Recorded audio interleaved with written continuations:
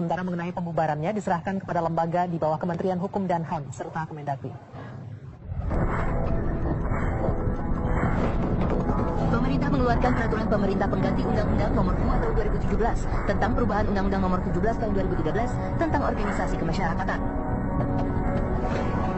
Menko Polhukam Wiranto menyatakan Perpu tersebut dikeluarkan untuk melarang ormas yang ada sekarang ini ya terbatas pada ajaran ateisme, marxisme, dan leninisme.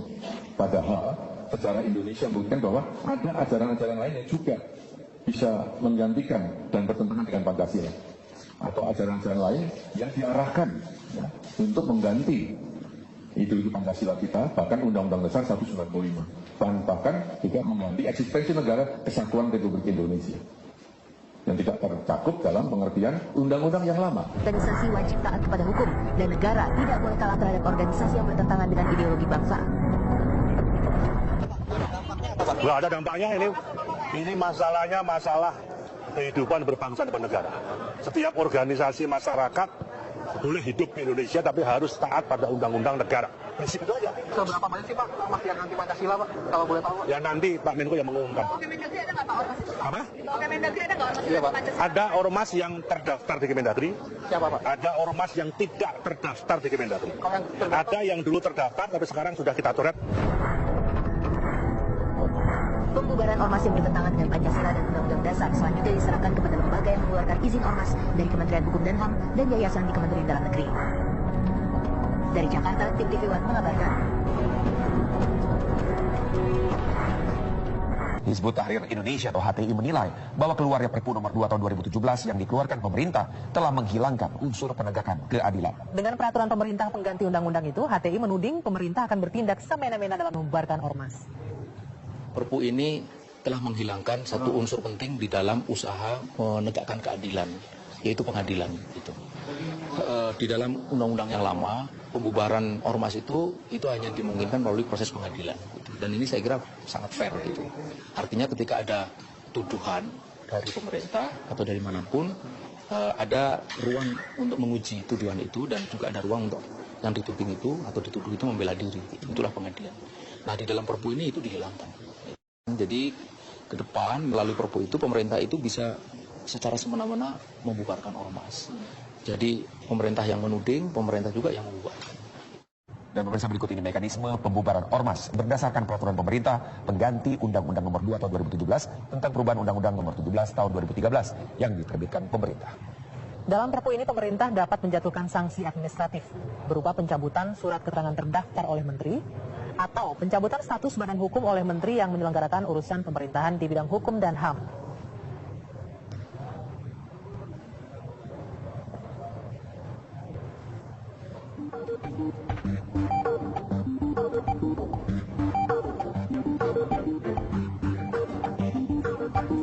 Sedangkan pada mekanisme sebelumnya, pembubaran ormas berdasarkan Undang-Undang Nomor 17 Tahun 2013 harus melalui 4 tahapan. Yaitu untuk tahapan pertama dilakukan secara persuasif sebelum pemerintah menjatuhkan sanksi administratif. Untuk tahap kedua, pemerintah menjatuhkan peringatan tertulis sebanyak 3 kali. Tahap ketiga, pemerintah menjatuhkan sanksi berupa penghentian sementara kegiatan ormas bersangkutan selama 6 bulan dan wajib meminta pertimbangan Mahkamah Agung untuk ormas lingkup pusat, sedangkan ormas lingkup provinsi, kabupaten, kota meminta pertimbangan kepada DPRD, Kejaksaan, dan Kepolisian. Di tahap keempat, pemerintah dapat menjatuhkan sanksi pencabutan status badan hukum ormas.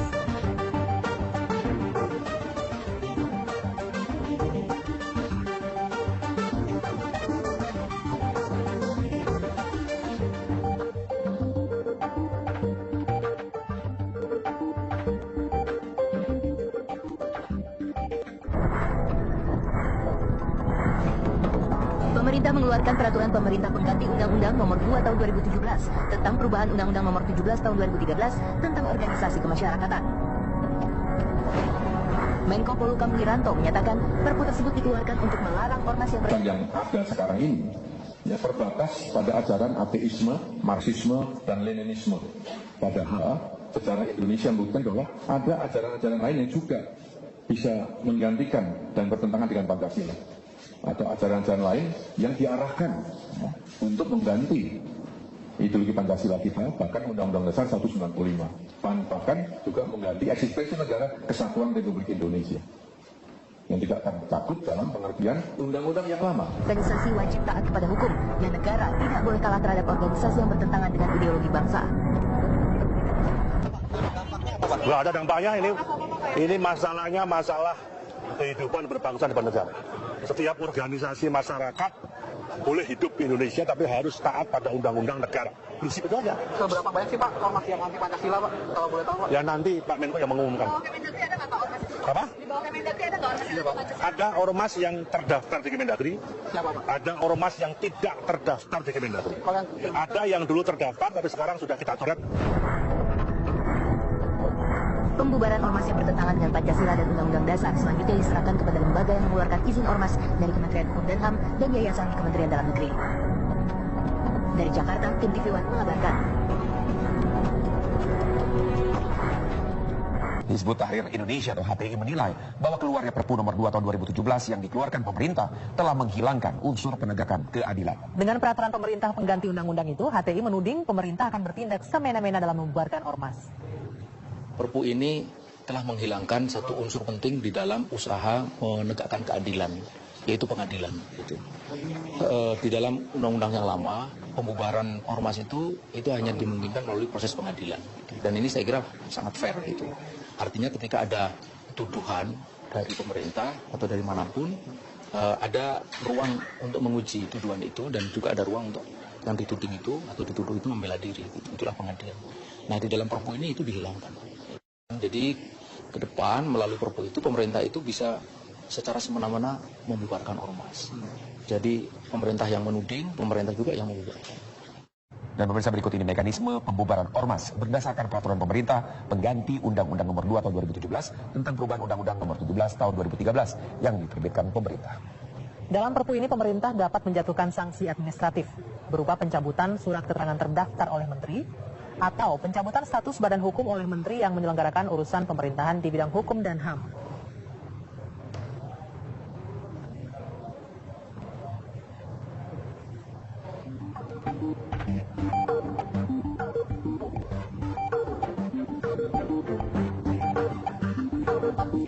Sedangkan pada mekanisme sebelumnya, pembubaran ormas berdasarkan Undang-Undang nomor 17 tahun 2013 harus melalui 4 tahapan.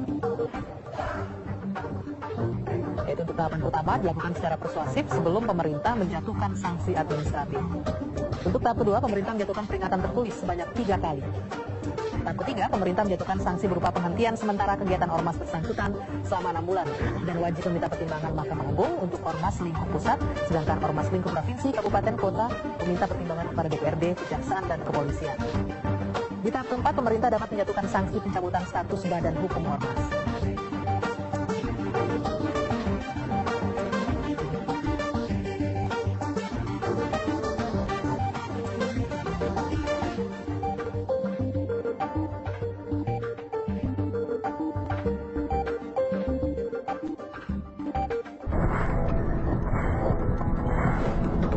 Pemerintah mengeluarkan peraturan pemerintah pengganti Undang-Undang nomor 2 tahun 2017 tentang perubahan Undang-Undang nomor 17 tahun 2013 tentang organisasi kemasyarakatan.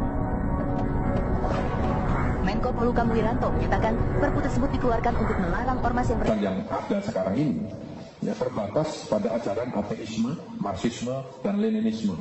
Padahal secara Indonesia membuktikan bahwa ada ajaran-ajaran lain yang juga bisa menggantikan dan bertentangan dengan Pancasila. Atau ajaran-ajaran lain yang diarahkan untuk mengganti ideologi Pancasila kita, bahkan Undang-Undang Dasar 195, dan bahkan juga mengganti eksistensi negara kesatuan Republik Indonesia yang tidak tercakup dalam pengertian undang-undang yang lama. Organisasi wajib taat kepada hukum dan negara tidak boleh kalah terhadap organisasi yang bertentangan dengan ideologi bangsa. Nggak ada dampaknya ini masalahnya masalah kehidupan berbangsa dan bernegara. Setiap organisasi masyarakat boleh hidup di Indonesia tapi harus taat pada undang-undang negara. Prinsip itu aja. Seberapa banyak sih Pak ormas yang anti Pancasila Pak? Kalau boleh tahu Pak. Ya nanti Pak Menko yang mengumumkan. Di bawah Kemendagri ada nggak Pak ormas? Apa? Di bawah Kemendagri ada nggak ormas yang Iya, anti Pak. Pancasila? Ada ormas yang terdaftar di Kemendagri. Siapa Pak? Ada ormas yang tidak terdaftar di Kemendagri. Kalau yang terdaftar? Ada yang dulu terdaftar tapi sekarang sudah kita coret. Pembubaran ormas yang bertentangan dengan Pancasila dan Undang-Undang Dasar selanjutnya diserahkan kepada lembaga yang mengeluarkan izin ormas dari Kementerian Hukum dan HAM dan yayasan di Kementerian Dalam Negeri. Dari Jakarta, tim TV One mengabarkan. Hizbut Tahrir Indonesia atau HTI menilai bahwa keluarnya Perpu nomor 2 tahun 2017 yang dikeluarkan pemerintah telah menghilangkan unsur penegakan keadilan. Dengan peraturan pemerintah pengganti undang-undang itu, HTI menuding pemerintah akan bertindak semena-mena dalam membubarkan ormas. Perpu ini telah menghilangkan satu unsur penting di dalam usaha menegakkan keadilan, yaitu pengadilan. Di dalam undang-undang yang lama, pembubaran ormas itu hanya dimungkinkan melalui proses pengadilan. Dan ini saya kira sangat fair. Artinya ketika ada tuduhan dari pemerintah atau dari manapun, ada ruang untuk menguji tuduhan itu dan juga ada ruang untuk yang dituding itu atau dituduh itu membela diri. Itulah pengadilan. Nah, di dalam Perpu ini itu dihilangkan. Jadi ke depan melalui Perpu itu pemerintah itu bisa secara semena-mena membubarkan ormas. Jadi pemerintah yang menuding, pemerintah juga yang membubarkan. Dan pemirsa, berikut ini mekanisme pembubaran ormas berdasarkan peraturan pemerintah pengganti Undang-Undang nomor 2 tahun 2017 tentang perubahan Undang-Undang nomor 17 tahun 2013 yang diterbitkan pemerintah. Dalam Perpu ini pemerintah dapat menjatuhkan sanksi administratif berupa pencabutan surat keterangan terdaftar oleh menteri atau pencabutan status badan hukum oleh menteri yang menyelenggarakan urusan pemerintahan di bidang hukum dan HAM.